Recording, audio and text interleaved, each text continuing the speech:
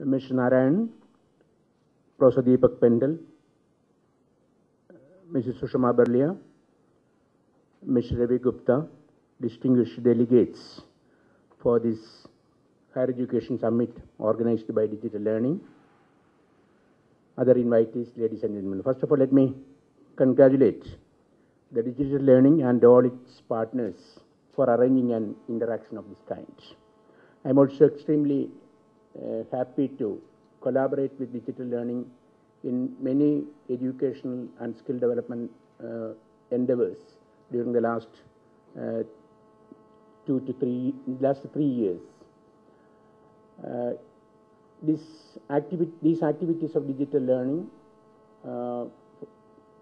about the use of ICT in different contexts, whether it be education, higher education, school education, vocational education, or governance, it has created a real awareness among education institutions. It has also created some sort of a synergy between education institutions and the corporates working in the area of information and communication technology. The topic of today's interaction or dialogue is about higher education. It's a higher education summit. Higher education cannot be separated from vocational education or school education for that matter. The challenge before the higher education in India is to provide, first of course, we call access.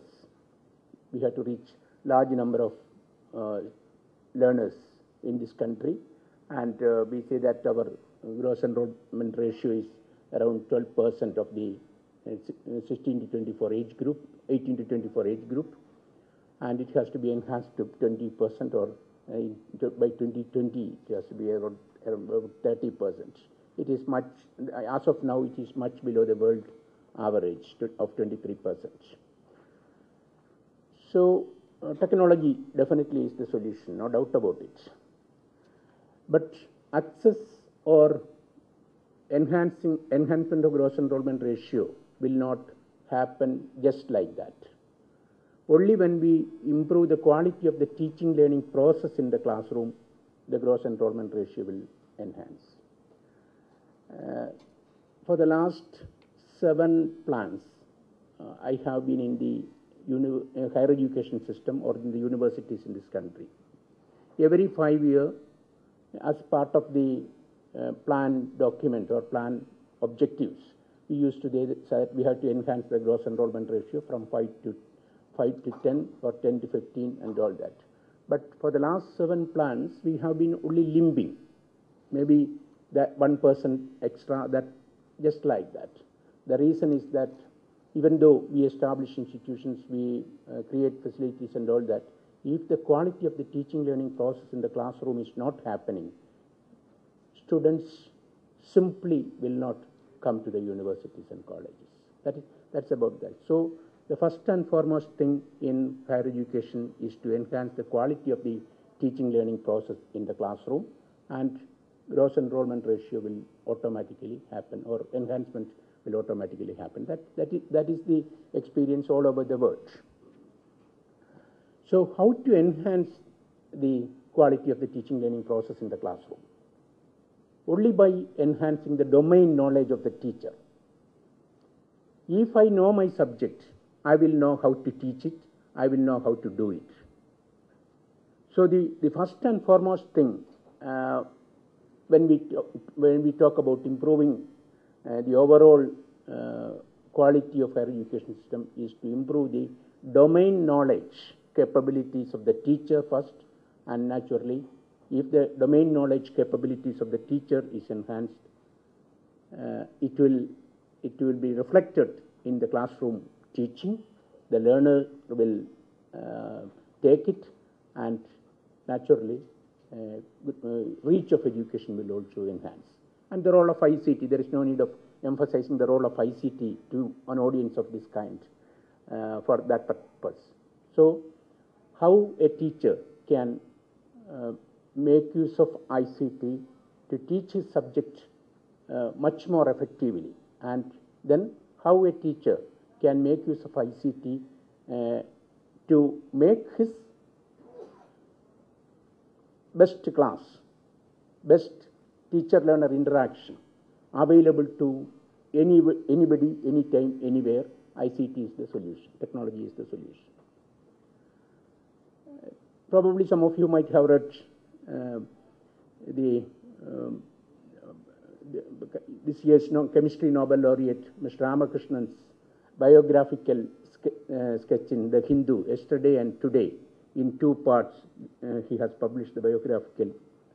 He was narrating right from his school days, his Baroda University days, and his research, how he jumped from physics to chemistry to physics, biology to chemistry, how interdisciplinarity and transdisciplinarity happened, how the teachers motivated him.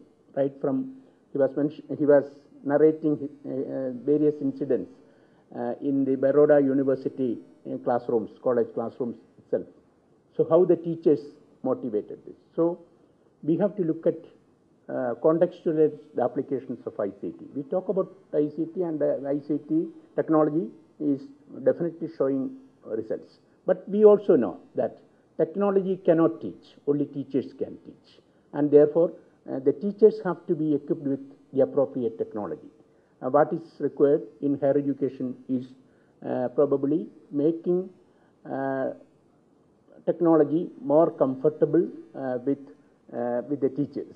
And if you just look at the technology used by the students, percentage technology used by the students and the teachers, we can very well see that the students make use of technology more than the teachers as of now. Then technology has to be utilized for different purposes. For example, to make the best content available to the teacher. The teacher has to, when we talk about higher education, we cannot also, I mentioned already, we cannot separate teacher education or school education from that, because if you just look at the quality of the teachers, the quality of the teachers will also depend on the domain knowledge subject area, and then coupled with teaching pedagogy. And this has to be, for example, technology enabled teaching and learning has to be part of the curriculum of the teachers. Recently, Professor Pendle was also there in Hyderabad. There was a meeting, a core committee was created with 7 vice chancellors to look at the teacher education and provide a curriculum, a 4-year curriculum, integrated curriculum for teacher education alone. So teacher education is going to be the major area which information and communication technology can help. I don't have to emphasize it further, because the Right to Education Act is already notified, it is in force. We need millions of teachers. We need millions of teachers for this particular primary education alone. But when it comes to primary education, after a few years, we have to think about the secondary education and post-secondary education, higher education. It has a cascading effect. So we have to look at the training of the pre-service teachers. We have to look at the capacity building of the in-service teachers, and then continuous competency and advancement of teachers. So what is required is some sort of ICT capabilities for competency enhancement of teachers at all levels, right from the kindergarten to the university teachers. That is a major area. Of course, individual institutions as well as the national policies are there, and 3 major activities are happening at the governmental sector. We all know about it. At the school level, ICT at schools is really happening. And the higher education, there is a recent major intervention of ICT. It is called the National Mission of Education through ICT, NME ICT. Around 5,000 crores have been allocated for this particular activity. Each and every teacher can submit an online project online, and every 15 days, the ministerial unit looking after this NME ICT is trying to provide some support the teachers to the teachers for creating ICT enabled content in domain areas. And there is yet another major project, that is the National Knowledge Network, connecting all the major higher education institutions, research establishments under other other sectors like Department of Science and Technology, Department of Electronics, Department of Atomic Energy. It is chaired by Dr. R. Chidambaram, Principal Advisor to the Cabinet, Science Advisory Committee to the Cabinet. And for this also, we have heard just 1 month ago, sufficient fund has been allocated. So what is required is, and then of course there are large number of corporate initiatives for integration of technology into education. What we require is to create a synergy among the working of these institutions.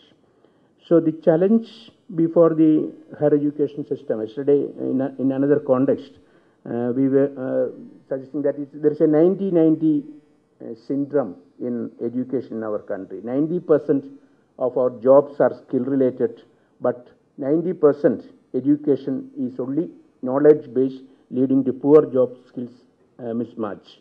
Only 25, according to the NASSCOM report, only 25% of our engineering students in the higher education sector are rated employable by NASSCOM, and 90% of our college graduates are rated unemployable. So what we have to look at this area.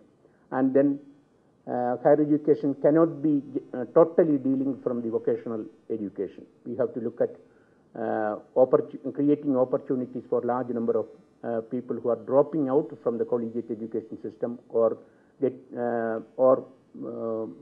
have to worry about these large number of graduates which we brand as unemployable. We have to make them employable. And also we have to look at the various vocational sectors, how higher education can be linked with vocational education. That is also a major area. How Australia has created a national qualification and skills framework, which is rather which provides a seemingly transferable opportunities from the higher education with the vocational education. This has to be looked at. We know that only 5% of our workforce has some sort of a certification from any related to any skill. I am glad that recently digital learning has brought out a special issue on vocational education and training. And there is a National Skill Development Corporation, and in the current year's budget also sufficient money has been earmarked. And there are 230,000 public education and training institutions in this country. And how these educational and training institutions, by utilization of by utilizing a little bit more time, 10 more hours or 15 more hours a week from these institutions, making use of the idling facilities as well as the intellectual capabilities and training capabilities available in these institutions, how we can look at access. And then definitely we have to look at the various innovations which are happening in the area of information and communication technology. Discipline-based or subject-based ICT pedagogy has to be developed. Smart classrooms have to be there. We have to look at the large size of our examination system and how to provide the online capabilities for the examination. We have to look at how the digital repositories can be effectively utilized. It is not only enough that we create all these technological capabilities, repositories, content and all that. The teachers and learners should understand how they can be availed. And therefore, the challenge before the higher education system is again a question of quality ultimately. When we look at this quality, definitely quantity and other aspects will automatically come. And then when it comes to higher education, even though we may not be discussing that particular point here in a detailed way from the team, higher education cannot function, cannot exist without a strong research base. There is lot of support for research also, but it's not enough. Even now, the Department of Science and Technology, CSIR, they have all increased the fellowship. Just 2 days ago, they have increased the fellowship to research scholars. So the rigor and quality of the PhD program has to be emphasized. Publication in referred research journals, impact factor of the publications, all these things have to be taken seriously by the higher education institutions and the universities. There is, to some extent, a dilution of quality which is happening in the research sector because of the compulsory requirements of PhD for several promotional and career advancement purposes.